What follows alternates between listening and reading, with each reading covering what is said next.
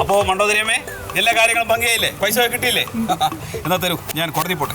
ഇനി എന്താ? അല്ല 12% ഡെപ്പോസിറ്റ് ചെയ്തിരിക്കുന്നതിന്റെ 12% വക്കീലിനുള്ളതാണ്. അതായത് 12,000 രൂപ. ഇത് എവിടത്തെ കണക്കാത്? ഇത് കണക്കല്ലെന്ന്, ഇത് നിയമമാണ്.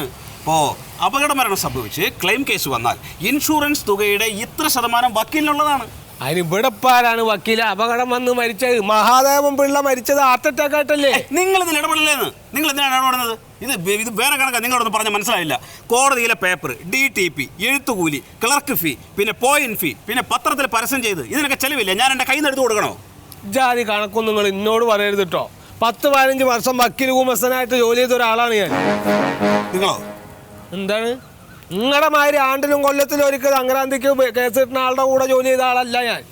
അതൊന്നും പറയരുത്. എനിക്ക് ഇപ്പൊ അത്യാവശ്യം കേസൊക്കെ ഉണ്ട്. അങ്ങനെയുള്ള ഒരു ജാതി പിച്ച കണക്കും അറിയില്ല.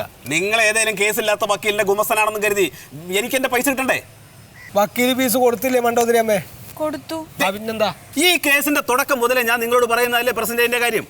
എന്നോടൊന്നും പറഞ്ഞിട്ടില്ല. ആര് പറഞ്ഞു? നുണ പറയരുത്. എന്റെ ഗുമസ്ത സാക്ഷിയാണ്. അതെ, ഗുമസ്തനെ വിളി. സക്സസും സർട്ടിഫിക്കറ്റിന് ഇത്ര കമ്മീഷൻ മേടിക്കണമെന്ന് ഏത് നിയമത്തിലാ പറഞ്ഞിട്ടുള്ളത്? എനിക്കറിയണ്ട. എനിക്ക് 12,000 രൂപ എനിക്ക് കിട്ടണം. അതെന്ത് വർത്താനാണ് ഈ പറഞ്ഞത്? കൊടുക്കണ്ട. എന്ത് കൊടുക്കണ്ട? തരൂല. അത് പറഞ്ഞാൽ പറ്റില്ല. തരും. ഞാൻ കേസ് വേറെ കൊടുക്കും. കൊണ്ടുപോയി എന്ന് പറഞ്ഞാൽ പറ്റില്ല. എനിക്ക് പൈസ തരണം. നിങ്ങൾക്ക് ഭയങ്കര തിക്കും തിരക്കാണ്, ഭയങ്കര കേസുള്ള എനിക്ക് കോടതിയിൽ പോകണം. പൈസ തരൂ. ആരോട് ആലോചിക്കാതെ സ്വന്തം ഇഷ്ടത്തിന് ഓരോ വക്കീലിനെ വെച്ചല്ലേ കൊടുത്തേക്ക്. എടുക്ക് പൈസ. ഇല്ലെങ്കിലും ഒക്കെ നഷ്ടല്ലേ മണ്ടോദരി അമ്മ? അങ്ങനെ കൊടുത്തേക്ക്. ഈ പൈസ കയ്യിൽ ചുരുട്ടി വെച്ചോണ്ടിരിക്കുകയാണല്ലേ? വക്കീലേ, ഇവരൊക്കെ പാവങ്ങളായി പോയി, കായില്ലാത്തവര് കേട്ടോ. ഞാനും പാവം തന്നെയാണ്. നിങ്ങൾക്കൊക്കെ നല്ലോണം ഉണ്ടാവും കേസ്. ഇനി ഇത് ഇത്രയെന്ന് നോക്കിയിട്ട് ഇവർക്ക് വീതിച്ചു കൊടുത്തേക്ക്. അല്ല, മണ്ടോദരിയമ്മേന്ന് കുറച്ച് കായ് ചെലവായിട്ടില്ലേ? ഇനി അതൊന്നും നോക്കണ്ട, അത് അവർക്ക് കൊടുത്തേക്ക്.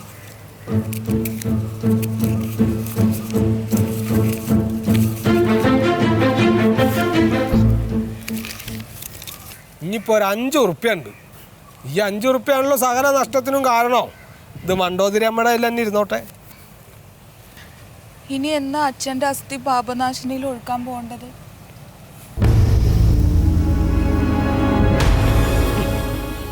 മാസാമാസം നിങ്ങൾക്ക് കിട്ടുന്ന പെൻഷൻ കാശ് മുഴുവൻ എടുത്ത് മക്കൾക്ക് കൊടുക്കാണ്ട് കുറച്ചെങ്കിലും മാറ്റി വെച്ചാൽ മരിക്കുമ്പോൾ നിങ്ങളുടെ അസ്ഥി ആരെങ്കിലും ഒഴിക്കും.